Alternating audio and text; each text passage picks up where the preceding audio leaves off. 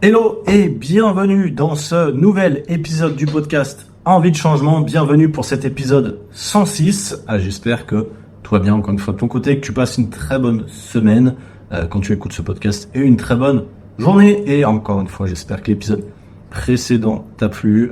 Si tu ne l'as pas écouté, c'était un épisode sur l'outil le plus puissant pour perdre du poids. Je t'inviterai à écouter l'épisode précédent si tu ne sais pas ce que c'est. Donc voilà, en tout cas, j'espère qu'à la suite de cet épisode, tu auras mis en place des choses. En tout cas, tu seras passé à l'action, parce que c'est évidemment l'objectif du podcast. C'est pas que de vous raconter, vous donner des astuces, vous transmettre mes connaissances ou expériences, ou voilà, c'est aussi de passer à l'action. Et aujourd'hui, on va pas forcément passer à l'action, mais en tout cas, on va réfléchir. On va réfléchir ensemble à vos entraînements. D'accord? Si vous écoutez le podcast, vous devez vous entraîner, sauf si vous êtes blessé ou pour X raison, vous êtes actif ou actif, logiquement.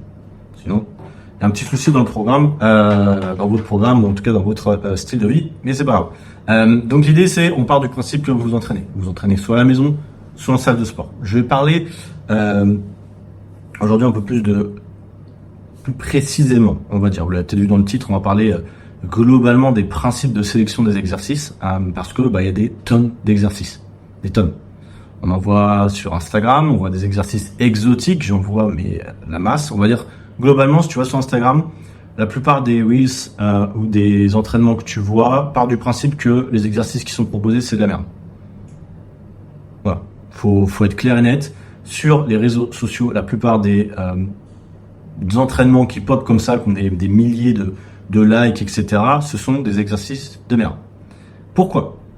Très simple. Aujourd'hui, si tu postes quelqu'un poste simplement un mec qui fait, ou une fille qui fait du squat, ou un gars ou une fille qui fait du développé couché avec des haltères, ou un gars ou une fille qui fait des fentes, c'est vu et revu. Personne va liker. C'est pas nouveau.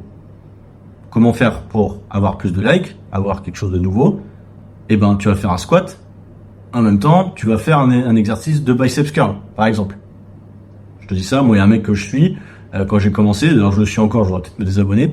C'est un Américain qui est aussi militaire, qui a 2 millions d'abonnés, un truc comme ça aux États-Unis, et aussi des Français qui le suivent. Et le mec fait que des exercices composés à dormir debout depuis 3 ans, et il a 2 millions d'abonnés. Mais parce que les gens, c'est rigolo à regarder, c'est impressionnant, on va pas se mentir, des fois il fait des saltos, des trucs comme ça. On est d'accord que ça n'a strictement aucun intérêt pour toi de regarder ça. La plupart des entraînements, je dirais 95% des exercices qu'il fait, ont strictement aucun intérêt.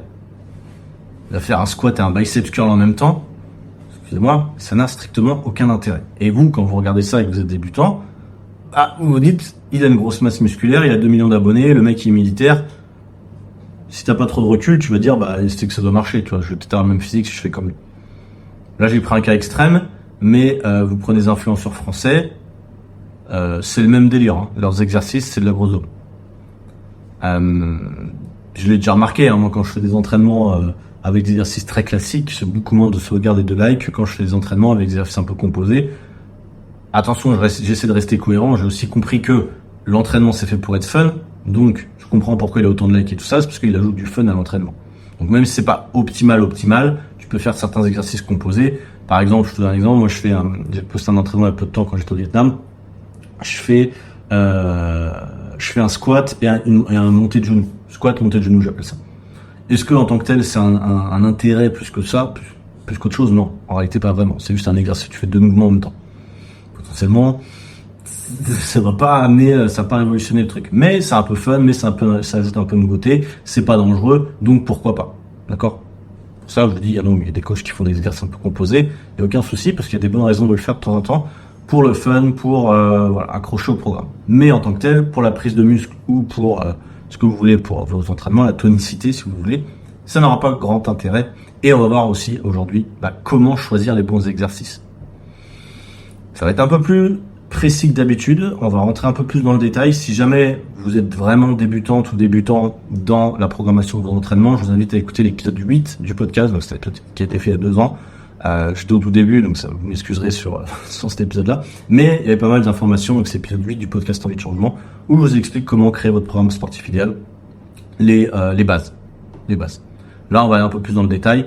Donc, vous pouvez continuer à écouter cet épisode-là et puis revenir après sur l'épisode 8 si vous en avez l'envie. Mais là, on va rentrer dans le truc un peu plus concret.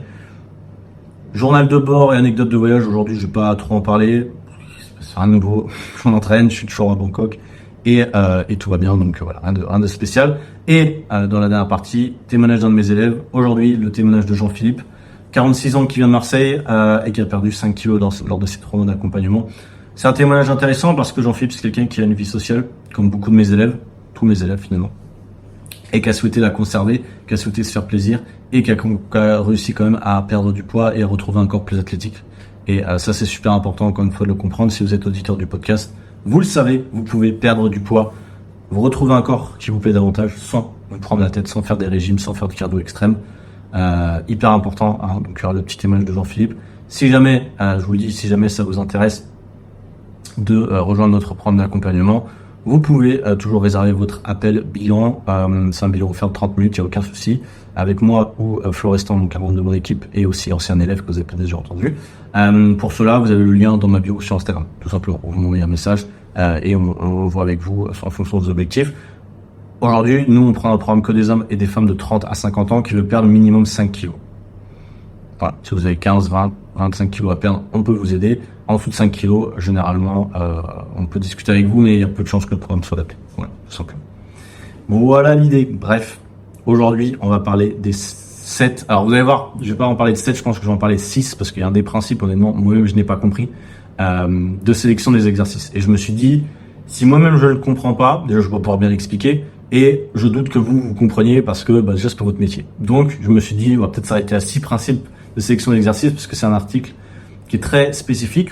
C'est pas un article comme dans Voici ou voilà. Là, on est dans un article pour les professionnels du fitness que j'ai traduit, enfin que Google a traduit, mais que je vais utiliser aussi en anglais parce que la traduction de Google est un peu flinguée. C'est un article par Menno Henselman, encore. Je l'ai déjà parlé dans un des épisodes précédents. C'est quand même une source sûre sur le fitness mondial. Il est américain, donc on s'en inspire beaucoup. Encore une fois, si vous ne savez pas qui est Menno Henselman, c'est le créateur de la formation Blazen, j'en ai déjà parlé. C'est une formation que la plupart des coachs en France font après le BPGEP, parce que le BPGEP, ou STAPS, tout ce que vous voulez, c'est très limité en termes de connaissances. Si votre coach il fait que ça, sachez qu'il va être très très limité. C'est comme moi avec ce que j'ai fait en Australie. Si je m'étais appuyé que sur ça, honnêtement, les connaissances elles seraient arrêtées aux années 2000 et on se retrouve justement avec des coachs en carton comme beaucoup parce qu'ils veulent pas se former. Voilà, tout simplement. Donc bon. En gros, formez-vous dans tous les cas. Et voilà, donc j'ai retrouvé un article qui date un petit peu, mais peu importe, les principes de sélection sont les mêmes. On part sur des études scientifiques solides, peut-être des choses qu'on évolue un petit peu, mais globalement, c'est très très très solide comme article. Et bah, tout simplement, on est parti. On va parler de ça. Les 7 principes, 6, de la sélection des exercices. Il nous dit en commençant que petite anecdote, mais être faible, être blessé, être maigre, ce n'est pas une façon de vivre. C'est un Américain, il dit ça comme ça. Mais il nous dit, si vous concevez vos entraînements, vos séances d'entraînement autour des mauvais exercices, c'est exactement comme ça que vous finirez. En gros, petit, faible et blessé, la traduction. En anglais, small, weak and injured. En gros, si tu veux pas finir blessé tout le temps, pas avoir de gains musculaires et pas te sentir bien, fais attention parce que il y a des exercices qui ne sont pas adaptés, même, je vous l'ai déjà dit, s'il y a des gens en salle qui le font, même des gens qui sont balèzes, on va voir que ce n'est pas toujours la solution. Et oui, et surtout par rapport aux blessures. Moi, selon moi, c'est le critère le plus important, c'est ne pas se blesser en salle de sport. À la fin de ce podcast, normalement, vous ne vous blesserez pas. Par contre, une bonne sélection d'exercices, il me dit, ça peut être difficile. Il existe d'innombrables exercices. En gros, on ne sait pas exactement lesquels choisir, avec des variantes, voilà, il y a des centaines, oui, mais des milliers d'exercices. Il y a des exercices de base, on va le voir.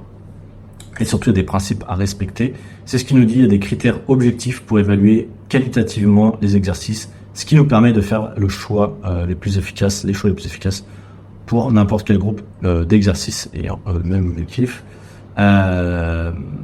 Tout simplement, alors je vais parfois parler en français, en anglais, enfin je vais essayer de traduire, mais c'est parce que la traduction de Google, elle est vraiment flinguée. Et en plus, des fois, il y a des noms d'exercices en anglais. Vous savez, la plupart des exercices sont en anglais. Nous, on les a traduits en français pour certains, mais il y a des fois, ça garde le nom en anglais. Bref, il nous dit que c'est une liste partielle de critères de sélection d'exercices, mais une grande majorité des exercices s'appliquent à ça.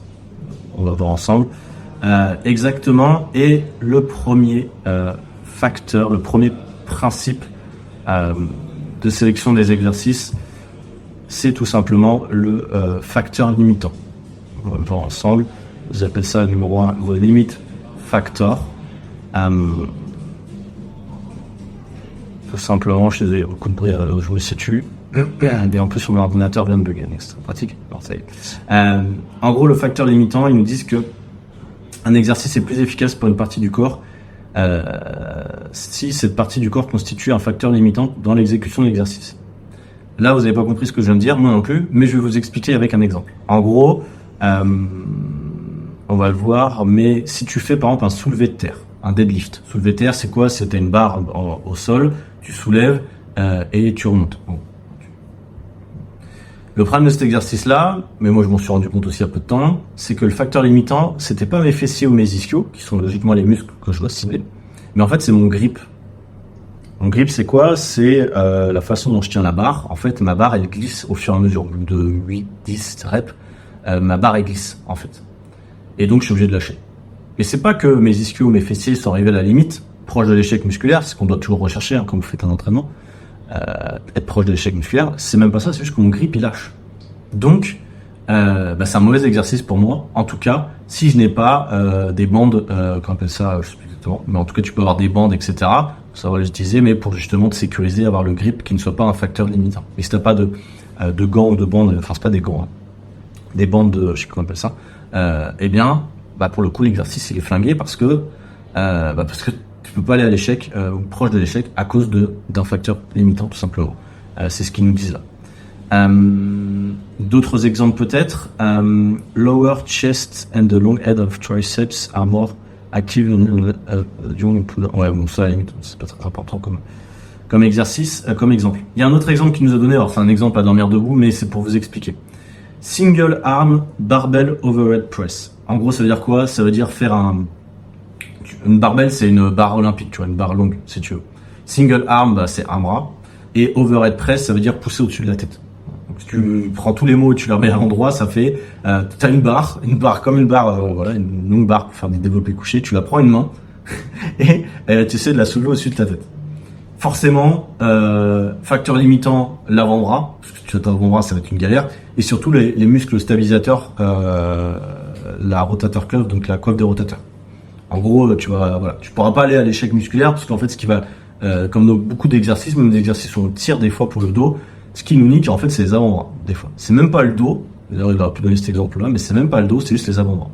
Et du coup, c'est un problème, parce que ça veut dire qu'on n'atteint pas la limite, entre guillemets, de ce qu'on voudrait avec le muscle ciblé, parce que c'est une autre partie de notre corps qui va limiter l'atteinte de cet objectif-là, ou de l'exercice. Tu vois ce que je veux dire? Donc, il y a plusieurs exemples, ça dépend des gens, mais voilà, le fait que tu fasses des trucs avec des exercices instables, par exemple, je m'explique, je donne un exemple. Moi, je fais du développé militaire. Développé militaire à deux bras, pour le coup, donc c'est-à-dire que je me mets debout, et je prends une barre olympique, en gros, et je soulève au-dessus de ma tête. Si tu regardes sur YouTube ou si tu regardes sur Spotify, je fais le mouvement là. Voilà, coucou. Et bref, ce mouvement-là, moi, je l'aime beaucoup. Par contre, si je parle uniquement d'hypertrophie, c'est-à-dire de prise de muscle pour mes épaules, il faudrait mieux que je le fasse assis, donc bien calé contre un siège, avec une machine guidée. Ou alors assis avec des haltères. On va le voir après, pourquoi haltères, machine, quel est le mieux, et on va nous expliquer un petit peu après. Mais parce que plus tu es stable, plus tu peux pousser lourd, plus tu es proche de l'échec musculaire. Si tu es instable, plus ça va être difficile. Pour autant, j'adore cet exercice d'overhead press, ça me permet d'avoir un bon gainage, et je trouve ça stylé. Voilà, tout simplement. Et pour autant, à mon niveau, ça ne change pas à grand chose. J'arrive quand même à aller assez proche de l'échec, et c'est vrai que j'étais assis, je pourrais prendre plus lourd. Certainement. Pas avec une barre, hein, parce que du coup, assis avec une barre, je pense que tu es limité, parce que tu pourras pas faire dangereux. Mais avec des haltères, potentiellement une machine, c'est clair. Mais il faut aussi des fois avoir des exercices un peu comme ça pour stabiliser le tronc, la sangle abdominale, et pour d'autres raisons. Moi j'aime bien, mais voilà, tout simplement. Voilà. Bon, bref, t'as compris le facteur numéro 1, le principe numéro 1, c'est le facteur limitant. Si tu réfléchis, t'as peut-être d'autres exercices où tu vas dire ouais, c'est mes avant-bras qui me bloquent, ou j'en sais rien pour X raison, tu vois, il y a toujours des petits trucs. Donc voilà, première chose hyper importante. La deuxième chose, en traduisant, on va dire le deuxième principe, c'est la composition. En anglais, compoundness. Je vais te dire la traduction en français, mais en gros, pour toute sélection de parties du corps, un exercice composé, donc polyarticulaire, j'ai déjà utilisé ce terme-là, polyarticulaire, hein, c'est le terme, plusieurs articulations, donc plusieurs muscles, est supérieur aux exercices d'isolation. Ça, j'ai déjà dit plusieurs fois, généralement, c'est supérieur.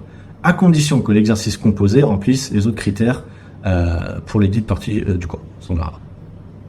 Et il nous dit, si ce n'est pas si révolutionnaire, non, on l'a déjà dit plusieurs fois, mais en gros, si vous pouvez entraîner 3 muscles à la fois, pourquoi les entraîner séparément?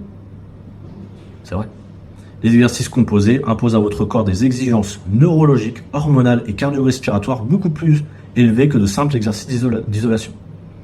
Les exercices composés sont plus qu'une somme de leurs parties d'exercice d'isolement. C'est pourquoi le gars, en gros, avec le gros développé couché, qui peut soulever lourd, sera plus impressionnant que celui qui fait, entre guillemets, que, j'en sais rien, des fly, on appelle ça, donc des mouvements d'isolation, si tu regardes, pour les pectoraux, ou ils ont traduit ça, le concasseur de crâne. En gros, c'est Skull Crusher, ça veut dire un truc pour travailler les trapèzes, ou je sais pas quoi. Bref. Bon, parce que des fois, en vrai, on pourrait se dire, est-ce que si je fais 3 exercices d'isolation, c'est pas plus efficace que de faire un exercice polyarticulaire? En fait, non, d'une manière générale, on va le voir, et puis même, j'ai déjà dit dans l'ordre des exercices, il faut mieux privilégier en premier les gros exercices polyarticulaires, parce que justement, tu vas, même au niveau, comment ils appellent ça, neurologique, voilà, c'est plus intéressant. Hormonalement aussi, alors après, je n'ai pas les détails, mais globalement, c'est toujours plus intéressant que de faire que 10 milliards d'exercices d'isolement. Ce qui ne veut pas dire qu'il ne faut pas en faire, on va le voir, mais généralement, c'est plus intéressant, c'est ce qu'ils nous disent. Les exercices composés permettent également à votre corps de répartir la force externe sur plusieurs articulations, ce qui est bénéfique pour la santé et la force des articulations. En gros, quelqu'un qui fait, je sais pas, on va le voir après, mais du squat, du développé couché, etc., c'est plus safe pour lui à long terme, même pour ses articulations, pour sa santé de manière générale, que quelqu'un qui ferait que de l'isolation, a priori. Fondamentalement, il constitue une manière plus naturelle de bouger votre corps, et il se prête mieux à répondre aux autres critères d'exercice que l'exercice d'isolement seul, l'isolation seule. Ça ne veut pas dire que les mouvements d'isolation sont inutiles, ils ont leur place dans un programme, c'est ce qu'il me dit, mais ils ne pourront jamais rivaliser globalement avec des exercices composés, et ils ne devraient pas avoir la priorité lorsqu'il s'agit de devenir balèze. En gros, il nous dit, vous pouvez ajouter des exercices d'isolation, mais priorité aux exercices composés.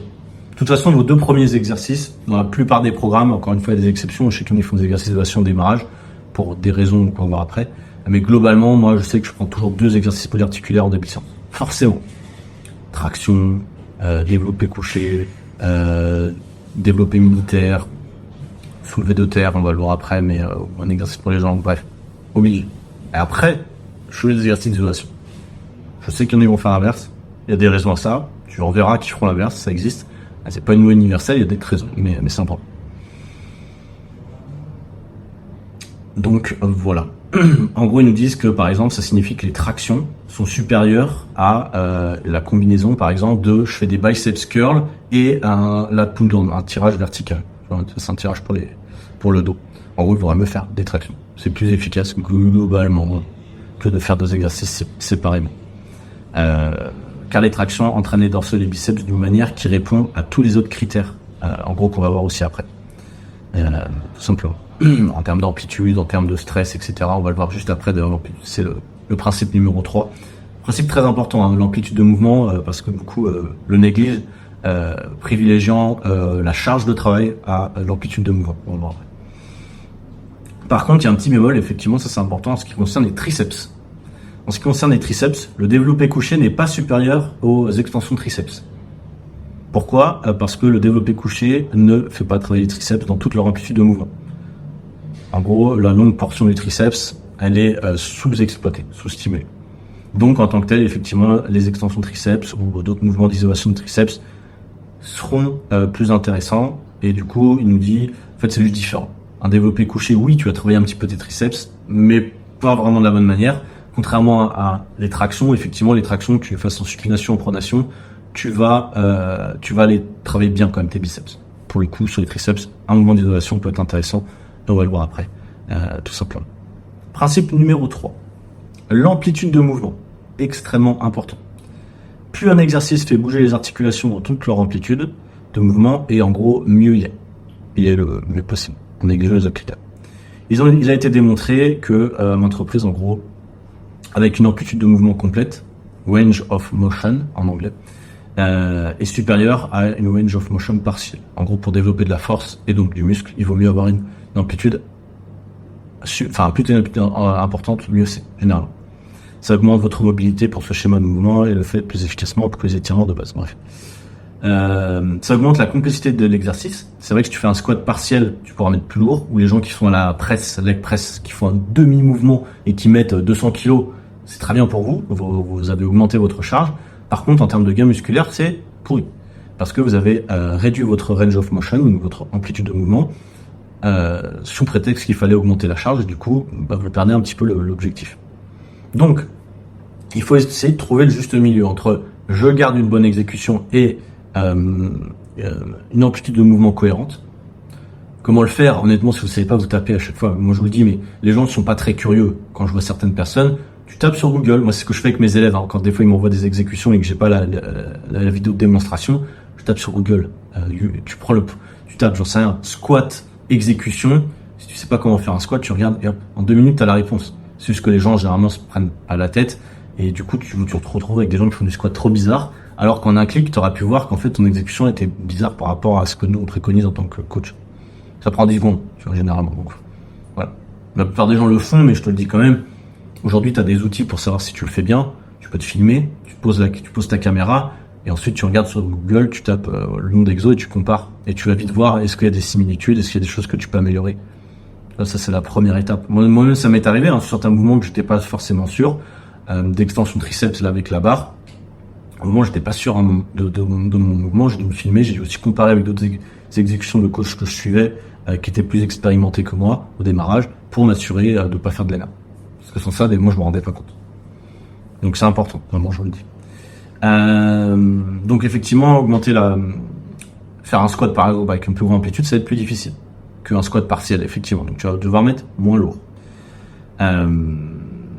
Pour autant, ça sera plus intéressant. Les squats complets, en gros, ils impliquent un meilleur recrutement musculaire de toute la chaîne postérieure également, que si tu fais un squat partiel, tu vas juste en gros recruter tes quadriceps. C'est un peu le cas. Une amplitude complète va aussi être plus facile pour votre système nerveux et vos articulations, car ce sont souvent avec des charges plus légères. Oui, mais ça veut pas dire que c'est pas efficace. En gros, il va nous dire, utilisez moins de poids, point d'interrogation, En gros, il nous dit, si le poids absolu et maximal, si le poids absolu, et le poids maximal était tout ce qui comptait, tout le monde ferait des exercices uniquement isométriques ou excentriques et deviendrait, hypermassif, en gros, etc. C'est pas le cas. En gros, on se rend compte que, pour beaucoup d'exercices, la barre, par exemple, devrait toucher la poitrine lorsque nous faisons du développé couché. Pas pour tout le monde, mais pour beaucoup, effectivement, c'est un signal que, ok, là, j'ai une bonne amplitude. On va le voir après. Les quarter squats, peu profond. Je sais pas comment ils ont traduit ça. Quarter squat. Bon, je sais plus. Voilà, mais je sais plus comment ils l'ont appelé. Bref, c'est pas très grave. Hop, si c'est là. Quarter squat. Ouais, je dois regarder les translations, les trucs qu'ils ont traduits. Bon, bref, c'est pas grave. En plus, il y a plein d'expressions en américain, tu comprends rien. Mais en gros, pour presque chaque mouvement de traction de poussée, quel que soit l'outil, vous saisissez une barre, des haltères, des poignées pour des câbles. En gros, ça va toucher votre corps, quasiment à chaque fois. C'est ce qui est, voilà. Ça inclut les tractions, les presses, les mouvements de presse, etc. Quand tu fais une traction, idéalement, une vraie traction, logiquement avec une bonne amplitude, ta poitrine quasiment doit toucher la barre du mont. Quand tu es en haut du mont. La plupart des gens ne le font pas, mais pour autant, c'est un peu ça. Un truc également important, alors c'est un peu plus complexe, mais ils nous disent que le principe de range of motion, dicte également que la prise optimale pour la plupart des exercices se situe près de la largeur des épaules. Ça, c'est important. Quand tu fais des tractions, moi, je le vois bien, la plupart des salles où je m'entraîne, ou même là, j'ai une salle comme on a en immeuble, tu sais, les barres, si tu regardes sur YouTube ou Spotify, les barres pour les prises, elles sont hyper larges. elles sont hyper larges. Mais moi, je fais ça, je me défonce les épaules à chaque fois. Donc du coup, je vais prendre plus serré. Alors ça dépend de la constitution de chacun, mais bon, de base, je suis un peu fin. Mais quand même, je pense qu'il y a un problème. Les gens qui font des prises larges, quand ils font des tirages pour, je sais pas, ils pensent que ça va faire de la largeur du dos. Alors c'est encore quel mythe, ils ont débusqué. Sachez que c'est de la connerie. Quand vous faites un tirage ou un mouvement de poussée, c'est généralement la largeur d'épaule. Ou ce qui nous dit, c'est que par exemple sur le développé militaire, c'est un peu plus large que la largeur d'épaule, un tout petit peu plus. Mais globalement, largeur d'épaule, c'est-à-dire que j'ai mes mains en haut quand je pousse ou quand je tire, c'est à peu près à la hauteur de mes épaules. Je tire, c'est tout le temps comme ça quasiment. Donc sur un mouvement de tirage, sur un mouvement de poussée, c'est quasiment tout le temps ça. Parce que c'est ce qu'il y a de plus anatomiquement correct. En fait, tout simplement, c'est moi qui l'invente, pardon. C'est ce qu'il y a de mieux. Et en gros, en bref, il nous dit, si tu dois réduire le range of motion dans un exercice, il faut avoir une bonne raison. Et c'est pas la bonne raison, c'est pas je mets plus lourd, du coup c'est une bonne raison. Non. Donc, gardez en tête que une bonne amplitude, c'est important. Je mettrai des bémols, encore une fois. Je vois, par exemple, sur certains exercices, je sais pas, un pec fly, il y a des gens, ils vont essayer d'avoir une amplitude de malade mental, ils vont se défoncer les articulations des épaules. Donc voilà, il y a quand même une limite. Si tu sens que ça tire, c'est que globalement, il y a quand même un problème.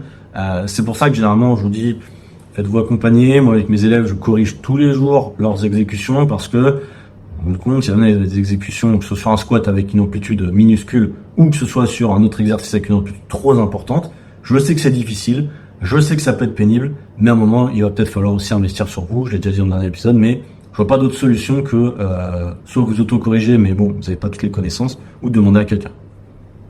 Parce qu'en réalité, c'est quand même assez complexe. Je le redis, mais si vous faites un mauvais exercice, même un seul, pendant des années, il faudra pas s'étonner d'avoir les épaules en vrac, les coudes défoncés ou les poignets qui crient.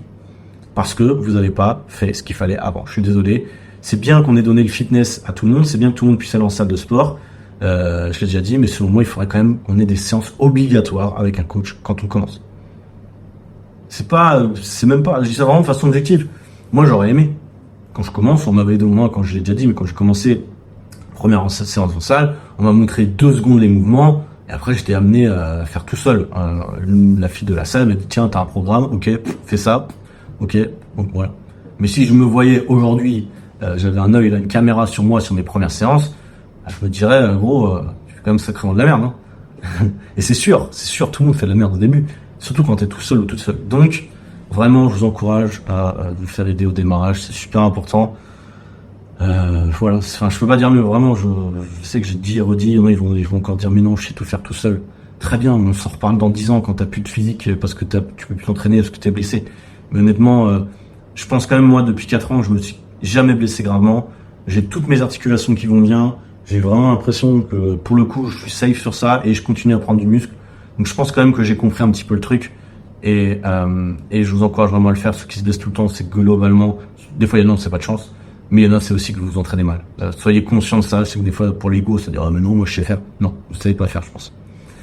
Donc, tu vois. En tout cas, on peut tous s'améliorer. C'est pas que vous savez pas faire, c'est qu'on peut tous s'améliorer. Je vois ça comme ça. Bref. Important. Je pense. Alors, là, il y a des principes un peu plus complexes. J'ai pas forcément envie de rentrer dans le détail, mais en gros, ils nous disent la répartition des contraintes tissulaires. Il y a rien que t'as compris ça. Tissue Stress Distribution. Alors, il y a des gens qui sont coachs qui m'écoutent, qui vont dire, ouais, mais si, c'est logique, c'est ça. Bon. Écoutez, on va la faire assez simple. Le podcast, il est fait pour les débutants, donc on va pas le faire pour les coachs. En gros, il nous dit, plus l'effort d'un exercice est appliqué aux structures ciblées, et moins l'effort est appliqué au tissu périphérique. Meilleur est l'exercice ignorant les autres critères. Voilà. Si t'as compris ce que je viens de lire, bah, bon courage, parce que moi, j'ai rien compris. J'ai lu l'article de fond. En gros,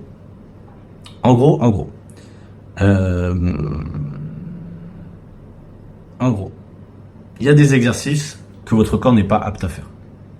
Votre corps n'est pas structurellement adapté pour pousser contre les choses qui se trouvent derrière votre corps. En gros, ça va pas être naturel, ça va provoquer un stress inutile. Exemple, les tirages derrière le dos. Vous savez, tirage derrière le dos comme voilà, je veux pas dire de gros mots, mais voilà, comme les gens des années 2000 qui veulent faire comme Schwarzenegger. Vous savez, il y en a encore en salle. Le problème de ça, c'est que déjà, c'est pardon pour tes articulations pour 95% des gens. Facteur numéro 1. Facteur numéro 2, tu peux pas mettre lourd, en fait. Tu peux pas mettre lourd, t'es limité, en fait, par plein de trucs.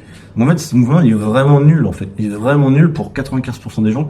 Il a aucun intérêt. Vraiment. Vous mieux tirer avec une barre devant soi que tirer une barre derrière soi. Ceux qui font des tractions comme ça, genre ça existe, c'est vraiment inutile. T'as aucun intérêt à le faire et t'as plus de chances de te blesser. J'ai dit plein de fois, mais ne le faites pas. Ou ceux qui font un développé derrière la tête, pour 95% des gens, ça ne sert à rien. 5% des gens pour qui ça peut servir et parce qu'ils le font de façon safe et qu'ils ont une mobilité articulaire et tout ça, c'est ok. Mais pour la grande majorité, ne le faites pas. Il y a un mouvement aussi, et c'est vrai que je commence à me rendre compte, c'est les dips au banc. Les dips au banc, c'est pas les dips que tu fais avec 2 barres parallèles ou voilà. C'est les dips au banc, c'est-à-dire que tu as les épaules vraiment derrière toi.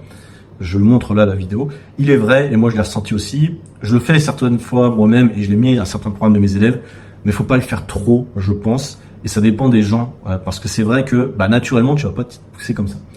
Et je parle pas des dips comme ça. Il y a des dips où tu peux le faire correctement et encore moi-même des fois les dips, c'est vrai que j'en fais moins qu'avant parce que moi personnellement j'en ressens quelques douleurs et quand je ressens quelques douleurs, même si c'est un super exercice, je me dis que bon, à voir.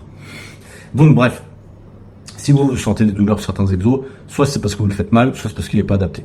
Et potentiellement, les dips, c'est pas obligatoire, si j'aime bien, et potentiellement, et surtout les dips au banc, moi je le fais plus, ou quasiment plus, en tout cas je le fais de façon safe, après un bon échauffement, etc., parce que tu peux vraiment te faire mal aux épaules. Bref, parce que tu fais un mouvement derrière toi, potentiellement. Donc voilà, par exemple, est-ce qu'il y avait autre chose? Des principes à respecter aussi nous disent que le noyau, alors je sais pas comment on traduit ça, the core, donc en gros le corps c'est le tronc, on appelle ça en français plus que le noyau, voilà, le sommet abdominal, etc., est structuré pour stabiliser la colonne vertébrale et non la déplacer. Les mouvements de la colonne vertébrale, en particulier la flexion, ne sont pas nécessaires pour les bodybuilders. En gros, il dit n'arrondissez jamais le dos, gardez le plat ou cambré. La position anatomique est presque, tu vois, la position optimale pour le transfert de force. En gros, la position normale, tu vois. Des fois, on a le dos comme ça ou comme ça. Non, c'est pas naturellement, t'es pas comme ça. Donc, quand tu pousses, quand tu tires, garde une position naturelle, en fait, tout simplement. C'est ce qu'ils nous disent. Là, il y a un truc qui est important aussi. Plus un exercice force votre corps à suivre un schéma de mouvement spécifique, plus l'exercice est mauvais.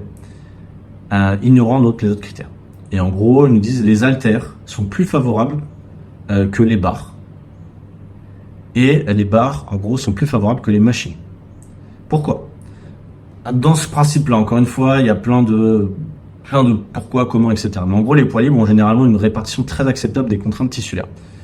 En gros, ça veut dire quoi? C'est que tu as des machines, tu es obligé de suivre la courbe. Alors, pour les épaules, souvent, les machines avec les épaules, je déteste. Parce que ça va pas dans ma morphologie, donc ma biomécanique, je sais pas quel terme utiliser. Mais en gros, ça pousse dans un angle que, personnellement, je comprends pas. Et je sais que je suis pas le seul, la plupart des coachs n'utilisent pas les machines de développer pour les épaules dans les salles de sport parce qu'elles sont mal foutues. Ça respecte pas ta courbe. En fait, naturellement, tu vas pas, tu vois, comme ça, là, ça me défonce les épaules. Je sais pas comment vous faites, certains. Alors, plus de mobilité, j'en sais rien. Pour les gens comme moi, en tout cas, c'est pas possible. Donc, il faut le faire avec des haltères. Ça veut pas dire que les machines, ça sert à rien. Des machines qui sont top, mais il faut les tester avant. Il faut voir est-ce que ça correspond à notre morphologie et selon les machines. D'accord? Il y a des bonnes machines, des machines de merde, que ce soit Basic Fit, que ce soit Fitness Park, Technogym, que ce soit Matrix, que ce soit ce que tu veux. Il y a des bonnes machines, il y a des machines de merde. Et c'est comme ça. Et c'est comme ça. Comment les déceler? Se faire aider. Se faire aider encore une fois. Et puis voilà. Un autre truc qui est important aussi, alors c'est un peu plus complexe, mais en gros on va parler de chaîne cinétique ouverte et de chaîne cinétique fermée. En gros la chaîne cinétique fermée c'est vous qui vous déplacez et dans la chaîne cinétique ouverte c'est l'objet qui se déplace à vous. En gros tu fais des pompes, c'est toi qui bouges vers l'objet. Que si tu fais un mouvement développé, c'est l'objet qui bouge vers toi. Toi ton corps il est stable, tu vois, il est stable sur un banc. Que les pompes, c'est toi qui bouges. En gros ils nous disent que les exercices en chaîne fermée où c'est toi qui te déplaces en gros, c'est plus intéressant pour, c'est moins plus safe on va dire pour tes articulations. Voilà, tout simplement. En gros, c'est un peu ça. En gros, c'est plus safe en gros si tu veux te faire des pompes que de faire un mouvement développé avec une barre parce que t'es vraiment libre de tes mouvements, d'articulation, etc. Si tu les fais bien, sauf si tu fais des pompes comme ça. Il y en a encore qui font des pompes comme ça si tu regardes. C'est-à-dire avec les épaules relevées et finalement on fout toute la pression dans les épaules. Effectivement, tu fais des tractions, des pompes, pardon. Il faut que tes bras, tes épaules en gros soient abaissées et que tes bras soient un peu comme ça. Le but c'est pas d'être comme ça. Bref, je sais que c'est pas évident les pompes quand on démarre, mais voilà. Voilà pourquoi. Principe numéro 5, dynamic contraction. Contraction dynamique, t'as compris. Les exercices composés d'une partie excentrique et d'une partie concentrique sont supérieurs aux exercices purement isométriques. Alors là, si t'es pas coach ou un petit peu connaisseur, t'as rien compris à ce que je viens de te dire. Et moi-même, des fois, je galère avec concentrique et isométrique. Alors, isométrique, je comprends, mais concentrique, excentrique, des fois, on a du mal. En gros, je vais te la faire très simple. On va aller sur un article. Avec une bonne... voilà. Le travail excentrique... En gros, le travail excentrique, si tu veux, c'est la partie négative du mouvement, la phase négative, pour la plupart des mouvements, en gros. Et en gros, la contraction concentrique, le muscle se raccourcit pour produire de la force. Et pendant la phase excentrique, il se contracte en s'éloignant des points d'insertion. En gros, concentrique et excentrique, ça dépend de est-ce que ton muscle se rapproche ou est-ce qu'il se déplace vers l'extérieur.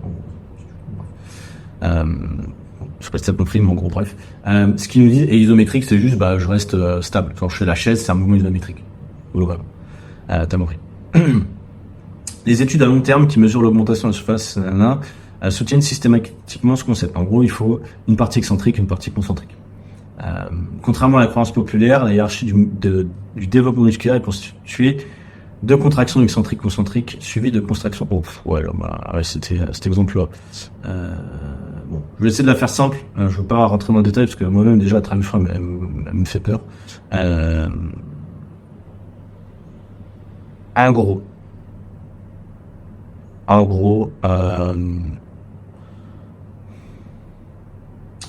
ouais. En gros, là, je vais devoir sauter. Je vais devoir sauter cette explication.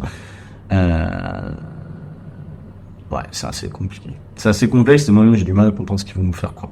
Ce qu'ils vont nous expliquer. Bon, bref. En gros. Bonsoir. Pareil, le numéro 6, j'avoue qu'il était un peu complexe. Je crois que je voulais le sauter de mémoire. Courbe de force égale courbe de résistance. Alors, courbe de force, courbe de résistance, ça, c'est assez complexe. Là, il faudrait limite écouter Nassim Saïli qui parle de ça des fois dans certains de ses vidéos et encore on comprend pas tout. Donc bon, en gros ils nous disent que plus la courbe de résistance d'un exercice se rapproche de la courbe de force d'un stagiaire, c'est super bien traduit ça. Putain, ça va être chaud. Meilleur est l'exercice, sans tenir compte de... En gros, la courbe de résistance et la courbe de force, c'est, je saurais pas comment t'expliquer par exemple avec une poulie.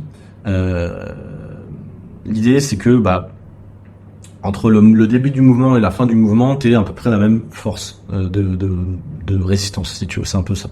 Sauf que c'est rarement le cas. Tu fais un leg extension, quand t'es en haut du mouvement ou quand t'es en bas du mouvement, c'est pas du tout la même force qui est exercée sur ton quadriceps. Pareil sur un biceps curl aux haltères, quand t'es en bas du mouvement, si tu fais ça sur un banc ou même debout, bas du mouvement, le mouvement est difficile. Quand t'es en haut du mouvement, avec tes haltères en haut, pour un biceps curl, tu peux rester 1 minute comme ça, c'est pas gênant. Parce que t'es plus fort dans cette position-là. Donc c'est un peu l'idée par rapport à ça. Là, c'est un peu complexe encore une fois. C'est pour ça que tu vois des fois quand on utilise que des haltères, le problème c'est que je te prends l'exemple des élévations latérales avec que des haltères. Tu fais en fonction de la gravité. L'élévation latérale, tu regardes, c'est un mouvement pour les épaules. Je le fais en live sur YouTube.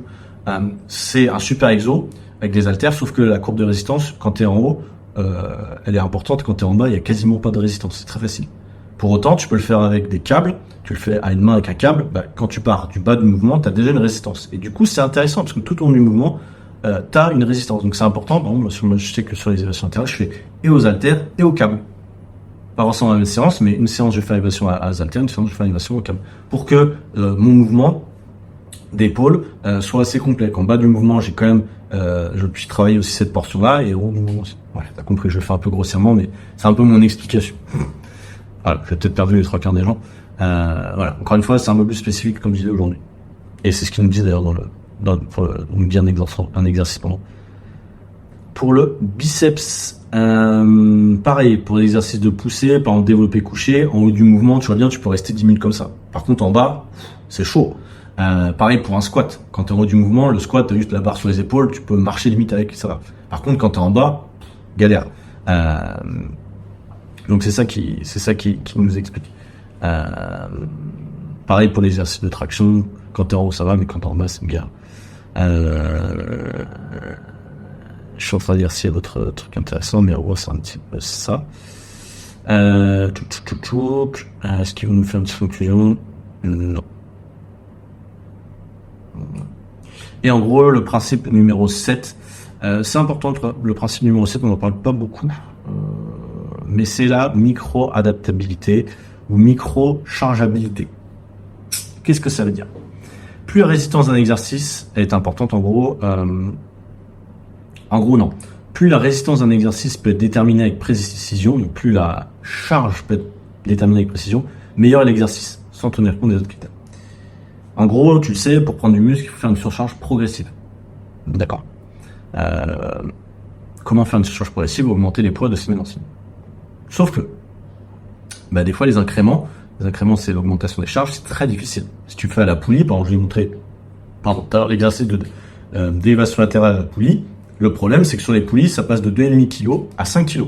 En gros, tu multiplies par 2 ta charge de travail, comme ça. Bim. C'est un problème. On pourrait se dire, ouais, c'est que 2,5 kg de plus. Non, en fait, c'est 100% de la charge en plus. D'accord? Et c'est là où parfois ça peut poser problème. Selon la machine, selon là où tu fais l'exo, en fait, tu peux pas doubler ta charge, tu vois. Si tu le fais, ce qui va se passer, c'est très simple, c'est que tu auras une amplitude de merde, ou alors c'est que tes autres muscles, notamment les trapèzes, vont prendre le dessus. Et là, tu peux être un petit peu baisé. Donc, il va falloir adapter. C'est aussi un critère de sélection d'un exercice. Si tu vois que t'es pas assez fort pour passer au cran au-dessus, ça veut dire qu'il faut cet exo-là n'est pas bon pour toi. Il faut trouver une autre alternative. Par exemple, je vais voir s'il me donne un autre exemple. Mais tu vois, il y a des salles où ils ont des micro-poids, des choses comme ça, c'est intéressant. Si t'as des poids de 1,125 kg, ça c'est cool. Comme ça, moi, pour pas mal d'exos, tu peux augmenter progressivement au 0,250 grammes. Mais il y a des salles où, en fait, le plus petit cran, c'est 2,5 kg. Donc, si tu mets ça sur une barre, par exemple, j'en sais rien, peu importe le mouvement, 2,5 kg, c'est 5 kg, tu mets des deux côtés. 5 kg d'augmentation, alors sur un squat, ça va, mais encore, arrivé à un certain point, tu pourras pas augmenter de 5 kg par semaine. Ce qu'il faudrait, c'est limite augmenter de 500 grammes par semaine. Il y a peu de gens, effectivement, on est d'accord, qui ont des micro-poids. Je sais qu'il y a des gens un peu plus expérimentés, des coachs un peu plus expérimentés ou quoi, qui ont des micro-poids. En fait, ils les achètent, tu peux les acheter sur Decathlon ou je sais pas où, sur Internet, des trucs de CrossFit aussi, des micro-poids que tu peux coller après à tes poids. Ça, en vrai, ça serait le mieux. Si j'étais pas nomade comme ça, peut-être que j'investirais là-dedans. Parce qu'en réalité, pour la surcharge progressive, c'est le top. Parce qu'il y a des salles, honnêtement, si t'as pas de poids, tu peux pas. Donc c'est un peu chiant. Bref, là, c'est un peu plus spécifique. Et c'est pareil avec des haltères, c'est des haltères qui passent de 5 à 15 kilos, tu multiplies par 3 ta charge, vraiment, tu vas jamais le réussir, en fait. Donc, il va falloir trouver une alternative. Soit il va falloir que tu rentres ton exercice avec 5 kilos plus difficile, en ralentissant peut-être l'exécution, ou j'en sais rien, en trouvant une alternative, avant de pouvoir passer à 15, c'est énorme. Donc voilà, hyper important, et c'est un peu ce qu'il nous dit derrière, hyper important. Là, il y a un truc qui est important aussi, on va finir sur ça globalement. Comment appliquer ces 7 principes? Tu vois, par exemple, aujourd'hui, on doit travailler les triceps. Est-ce qu'on doit effectuer je sais pas, des triceps à la corde, avec des haltères, avec, j'en sais rien, X ou Y? En fait, ils nous disent que, voilà, par exemple, pour les triceps, ils nous disent que la corde, généralement, donc la corde, tu peux tirer comme ça, tu peux tirer comme ça, vers le haut, vers le bas, donc tu travailles la longue portion du triceps ou pas. C'est bien parce que la corde, elle permet d'être plus sympa avec tes articulations, on dirait, par exemple. La micro-chargeabilité, par exemple, là, ça va dépendre de ta salle de sport. Est-ce que avec des haltères, tu as une micro-chargeabilité, ou est-ce qu'avec la poulie, c'est plus simple, par exemple. Après, il faut voir, est-ce que, par exemple, tu as certains exercices qui vont mettre un petit peu en péril tes articulations. Donc ça, c'est aussi un critère à prendre en compte. Est-ce que le range of motion est intéressant sur les 3 exercices de triceps? Je choisis 3 et tu vois, est-ce que, voilà. Généralement, oui. Coupe de résistance, ok. Par conséquent, roulement de tambour, s'il vous plaît. Les extensions aériennes sont le meilleur des 3. Alors, attends, extension. Alors, pour les triceps, il me dit que c'est l'extension aérienne la meilleure des 3. Je vais juste checker comme il l'a, overhead extension. Ok. Par contre, overhead extension, tu peux le faire effectivement aux haltères. Ouais, généralement c'est aux haltères, mais je pense que tu peux le faire à la poulie aussi. En gros, overhead extension, si tu me regardes ça. Moi, je pense que l'overhead extension à la corde, avec à la poulie, je pense que c'est le mieux. Parce que du coup, t'as une bonne... Si tu le fais à une main, des fois, moi, je le fais avec mes élèves, c'est bien, mais t'es un peu limité, tu vois, c'est un peu chiant. Mais si tu le fais avec la corde, comme ça, trop bien. Je pense que tu as un super ressenti triceps. Bref, voilà, c'est un exemple. Mais il faut réfléchir un petit peu à ça, c'est pas toujours évident. Il y a des gens qui vont être d'accord, pas d'accord. Chaque coach ou chaque personne a ses exercices favoris. Mais il y a quand même, alors là, c'était assez complexe, cet article-là, hein, je te l'accorde, mais il faudra que je le relise et que je le retravaille. Mais il y a quand même des principes de base et souvent, en fait, quand tu sais que c'est un exercice, t'as aucune idée de ce que je viens de t'expliquer avant. Amplitude de mouvement, micro-chargeabilité, tout ça, moi-même, au démarrage, j'ai rien à foutre. Mais pour autant, t'as certains trucs qu'il faut retenir et c'est important aussi de choisir des exercices qui sont adaptés à ta morphologie, des exercices que tu aimes. On l'a pas mis là, mais pour moi c'est important. Choisir des exercices que tu aimes, sur lesquels tu te sens à l'aise. Selon moi, c'est la base. Il y a un autre petit article pour finir, très rapide. Ils disent tout le monde devrait faire du deadlift, soulevé de terre. C'est un must-have, en gros, c'est un truc à faire parce que tout le monde en fait, bodybuilder, etc. Mais est-ce que ça respecte ces critères? En fait, pas du tout. Le soulevé de terre pour la prise de muscle, c'est pas optimal. Prise de muscle pour les fessiers ou ce que tu veux, les ischios, c'est pas optimal. On parle juste d'hypertrophie. Soulevé de terre classique, je parle pas de Romanian deadlift où là, effectivement, t'as les jambes tendues et t'as un recrutement un peu différent. Mais en gros, le soulevé de terre, ce n'est pas un exercice cohérent pour la prise de muscle. Par contre, c'est un exercice top pour plein d'autres raisons. Ça veut pas dire qu'il faut pas le faire, mais c'est juste pour la prise de muscle, il y a mieux. Point. Par contre, pour la stabilité, pour être solide, etc., pour le mouvement de tous les jours, c'est un super exercice. Si tu l'as, garde-le. Mais, voilà, sache que pour l'hypertrophie, c'est pas du tout le meilleur exercice. Après, il y a différentes variations, c'est ce qu'ils nous disent. Par exemple, le Romanian deadlift, ça reste un très bon exercice. Ce que je disais, lui, il le confirme aussi. Donc voilà. En gros, et pour conclure sur ce truc, il nous dit, à présent, nous espérons que vous avez suffisamment absorbé, traduction, je te jure, pour commencer à faire des choix d'exercices plus délibérés et plus intelligents. Comme pour l'optimisation de tous les paramètres d'entraînement, la sélection des exercices doit être un processus systématique basé sur des critères objectifs. Critères objectifs, la plupart des gens de salle de sport, c'est pas très objectif. Hein. C'est juste est-ce que je suis congestionné? Oui, non. Bon bah c'est voilà. C'est pas très objectif. Bref. Il est tentant de faire des exercices pratiques et confortables ou ceux qui vous font sentir comme voilà, balèze. En gros, c'est ce que j'aime bien. Mais ces sentiments en gros sont de courte durée et on sait que les trucs juste amusants ou voilà, fun, comme je disais en début de podcast, bah ça va 5 minutes parce que normalement si tu stagnes, ça va te faire chier. Donc on veut aussi des exercices efficaces. Le physique que vous construisez grâce à un entraînement intelligent devrait être le fer de lance. Hein, c'est ce qu'ils nous disent. En gros, il nous dit ça. C'est hyper bien comme traduction. Vous voulez avoir fière allure pendant l'heure où vous vous entraînez, ou alors tu vas avoir fière allure pendant les 23 heures qui restent dans ta journée à l'extérieur. Est-ce que tu veux un physique voilà, qui te plaît, ou voilà, voilà, les gens te reconnaissent à l'extérieur, ils disent, ah, c'est quelqu'un de fit. Ou alors est-ce que tu veux juste faire le beau ou la belle à la salle avec des exercices exotiques, mais du coup avoir un physique qui stagne. Moi je suis de la partie numéro 2, à quitte à pas faire des exercices fun, pas faire le beau, parce qu'en réalité on sait très bien quand on s'entraîne, le regard des autres ça joue aussi, faire des exercices que tout le monde fait, bah on me dit ouais bah du coup je fais comme eux, ou alors ouais moi je sais faire ça, tu vois, je suis ouais. Inconsciemment je le sais moi-même, quand je fais des tractions lestées, moi-même j'ai mon ego qui gonfle un peu, je le sais, parce que la plupart des gens bah, ils savent pas faire des tractions, et en plus quand tu mets des poids entre tes jambes, les gens ils disent oh comment il fait. Je sais parce qu'on me l'a déjà dit. Bon bah voilà. Pour autant c'est un bon exercice aussi. Donc là ça mêle et mon ego et l'efficacité, tu vois. Mais il y a des exercices, pour le coup, genre soulever ultra lourd avec une leg press, tu mets tous les poids de la salle, mais que tu fais une demi-amplitude. Ah, peut-être pour ton ego pendant 1 heure t'es content. Par contre les 23 heures qui restent à la salle, en dehors de la salle, tu n'auras pas les résultats que tu veux et du coup ça serait dommage. Bref, t'as compris, c'est un peu le truc sur ça, prendre du recul sur son programme.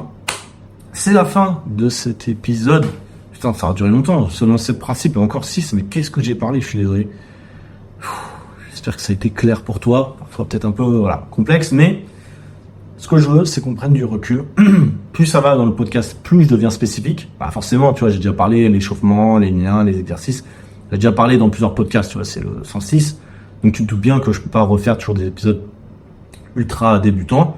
Si tu es débutant, la première fois que tu écoutes mon podcast, je te dis, va sur l'épisode 8 et réécoute cet épisode pour comprendre un petit peu pourquoi après j'en suis arrivé au raisonnement d'aujourd'hui, avec un raisonnement un peu plus complexe. Et voilà. Puis si tu t'entraînes à la maison, je sais qu'il y a des choses que je t'ai dit que tu ne comprends pas encore, mais ça va venir. Donc garde en tête quand même ce qu'on a dit. C'est important.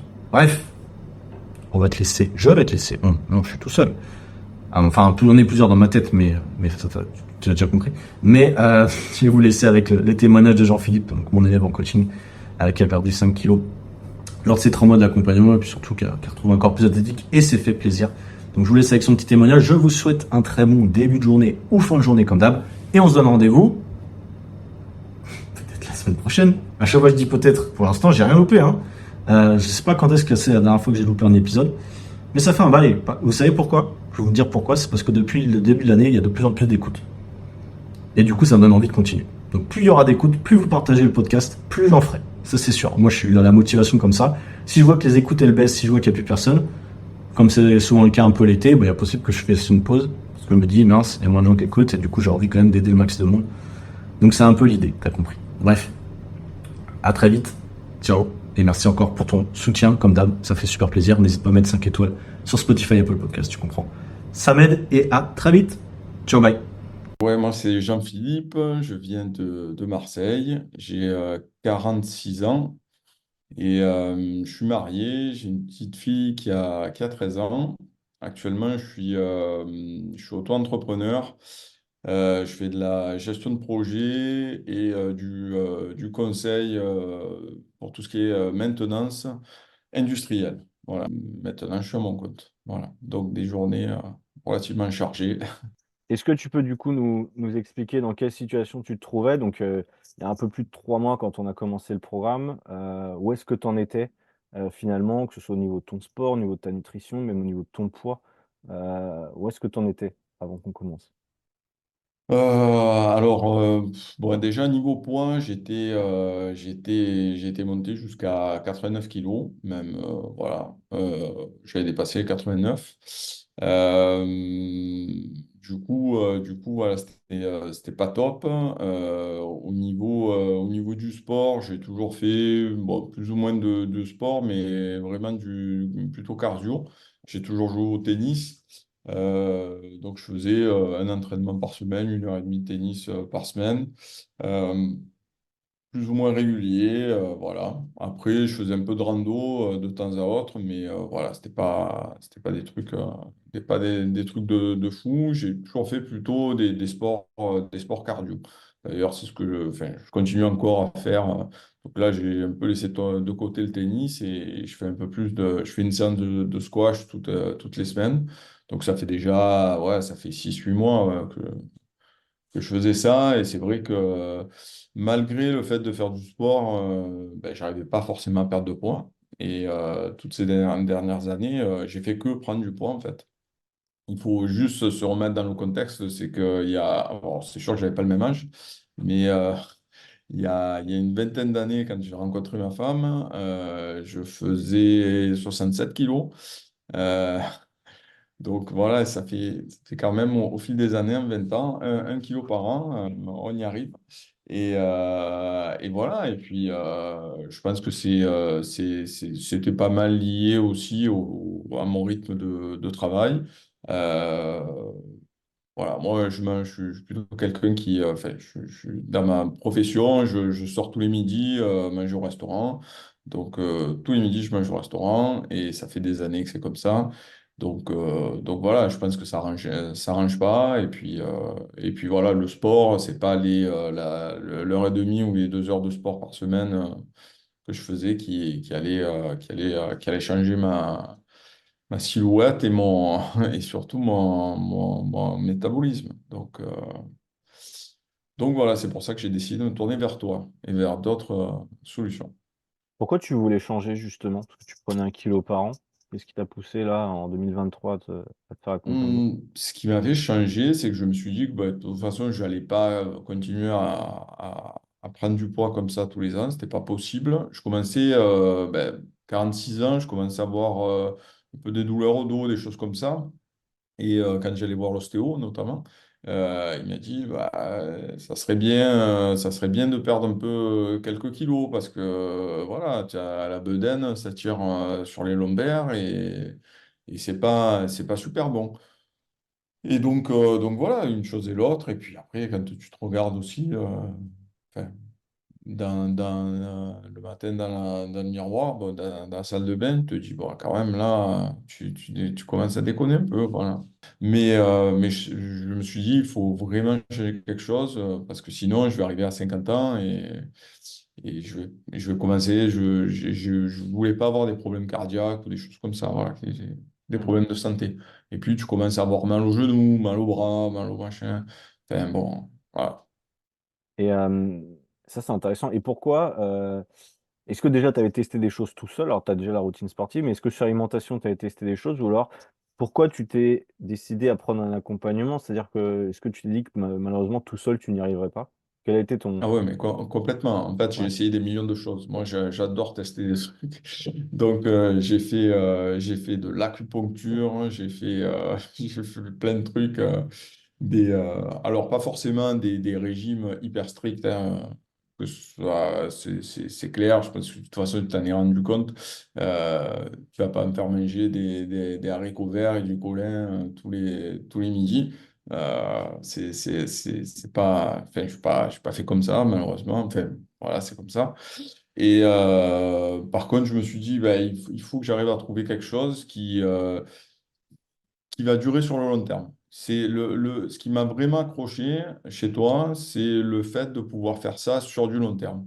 C'est pas me dire, bah, là, je vais faire attention pendant 2 mois.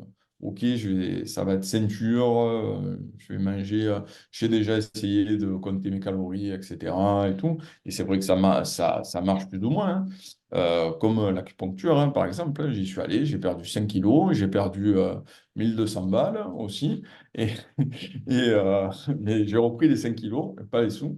Et, et par contre, voilà. Et sur le long terme, j'étais incapable de tenir ça. Alors, je me suis dit, si j'arrive à continuer en me faisant plus ou moins attention, mais continuer à me faire plaisir au niveau de mes repas, reprendre une activité sportive, donc me muscler, changer un peu, changer des choses, puisque je voyais bien que juste en faisant du cardio ou du tennis, des choses comme ça, bah, je perdais pas un gramme, donc ça servait à rien d'aller que dans cette direction-là. Du coup, par rapport au programme en lui-même, donc l'accompagnement qu'on a mis en place sur les 3 derniers mois, qu'est-ce que tu vois, toi, tu as aimé? Alors, que ce soit la partie sport, que ce soit la partie nutrition, tu l'as un peu dit, mais est-ce que tu peux nous redire ce que toi, tu as aimé? Bah déjà, nutrition, je me suis aperçu que honnêtement, je me refuse presque rien. Enfin, voilà, tu le sais, je fais attention, ouais, je vais pas faire des excès, bouffer des hamburgers tous les midis, mais je me refuse rien. C'est pas pour ça que j'ai arrêté d'aller au restaurant. De toute façon, je l'ai dit au début, voilà, c'est comme ça. Ça fait partie de ma vie. Je suis plutôt un bon vivant. C'est pas pour ça que j'ai arrêté, pareil, de boire de l'alcool ou des choses comme ça. Par contre, je fais attention et surtout, j'ai appris à lisser mon alimentation sur la semaine. En fait, lisser ma consommation calorique sur la semaine. Ça, c'est super important. Enfin, j'ai trouvé ça. C'est vrai que j'ai jamais pensé jusqu'à présent. Bon, c'est peut-être con, mais voilà. J'avais jamais pensé. Et là, déjà, le fait de lisser sur la semaine, c'est super, super. Tu te culpabilises beaucoup moins. Voilà. Si un soir tu sors, tu vas voir des collègues, tu te bois de pinte, bah, tu vas pas rentrer le soir à la maison en te disant, ah, putain, ouais, j'ai bu 2 pintes. Comment je vais faire, tout ça. Non, c'est pas grave. Ça va. Tu arrives à lisser sur ta semaine, tu as passé ta soirée, tu es content. Et du coup, ça détend les choses. Voilà. Ouais. Ça détend les choses, c'est complètement différent. Et après, au niveau des séances de sport, j'ai été le premier surpris. Moi, j'ai vu ma femme faire du sport comme ça pendant, ça fait des années qu'elle fait ça. Et ouais, j'ai jamais accroché, moi, les salles de sport, les trucs comme ça. Et là, pour le coup, bah, de faire déjà trouver des petits créneaux, puisque c'est des séances qui durent quoi, 30 35 minutes. Jusqu'à présent, c'est ça. Euh, on va dire, ça fait ouais, 45 minutes de douche en prise. Et, et donc, du coup, ça, c'est accessible pour un mec qui a le rythme de vie que j'ai, tu vois. Euh, voilà, c'est adapté, c'est chez moi. Les exercices sont agréables à faire. Euh, Tu sors de là, ben ouais, je sors de là. Des fois, je suis fatigué, Voilà, j'ai transpiré, j'ai fait mes 35 minutes, mais voilà, je sens que j'ai vraiment fait du sport. Du coup, Jean-Philippe, maintenant sur les résultats que tu as eus, est-ce que tu peux nous dire, donc tu nous as expliqué un petit peu là où tu en étais au niveau du poids, mais quels sont les résultats déjà en termes de poids perdu, même en termes de bien-être, ou voilà, quels sont les changements que tu as eus toi sur les 3 mois d'accompagnement? Ben déjà, bon, pour en revenir à tout à l'heure, honnêtement, des douleurs au dos, des choses comme ça, bon, ça fait que 3 mois, mais je sens vraiment que voilà, j'ai repris un peu de musculature et tout, donc je me sens vachement mieux dans mon corps physiquement. J'ai perdu quasiment 5 kilos, 4 kilos et demi, je crois que j'en suis à peu près à ça. Ça a été progressif. Et puis ma silhouette, elle s'est vachement affinée. Enfin, bon, alors, moi, c'est toujours pareil. Quand tu te regardes, tu vois pas de suite les différences. Mais, euh, mais ma femme, ma fille, me dit, non, mais tu te rends pas compte, là, voilà, on voit vraiment la différence. Et pourtant, voilà, c'est 4 kilos. Je peux me dire, bon, ça va, c'est pas non plus.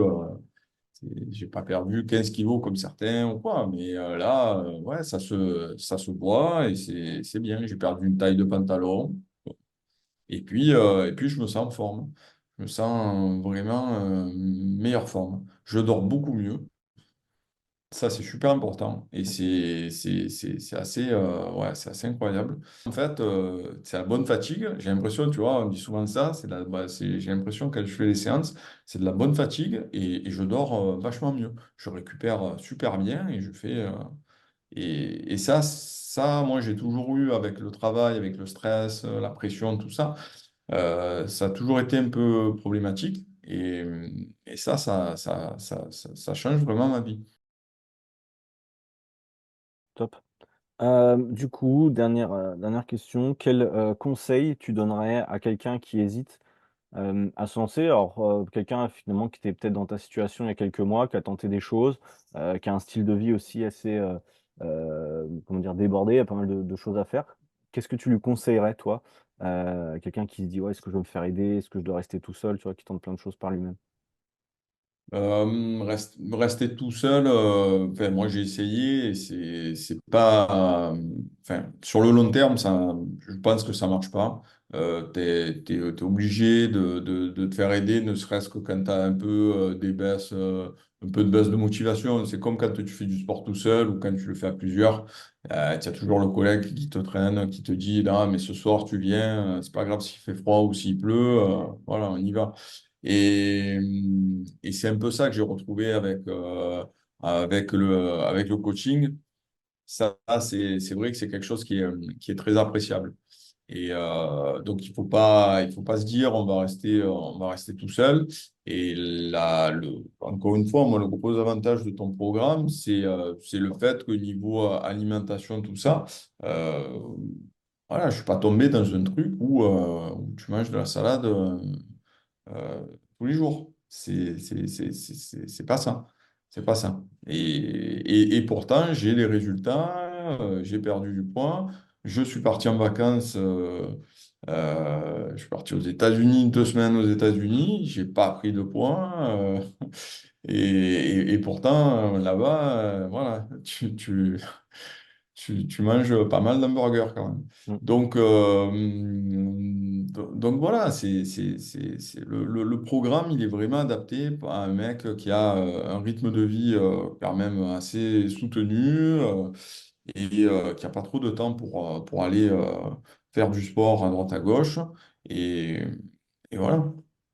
OK, ça roule. Et je Bah, pense écoute, que c'est quelque chose que je vais être en mesure de tenir, c'est surtout ça.